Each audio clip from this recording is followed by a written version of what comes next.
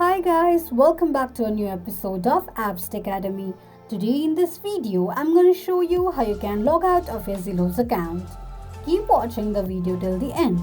To log out of your Zillow's account, firstly go ahead and launch open your Google search. On the search box at the top, type in Zillow.com and make a search. Make sure that you're logged into your account and the home page of Zillow's account will appear on the screen. From the home page, tap on your profile icon at the top right corner of the page.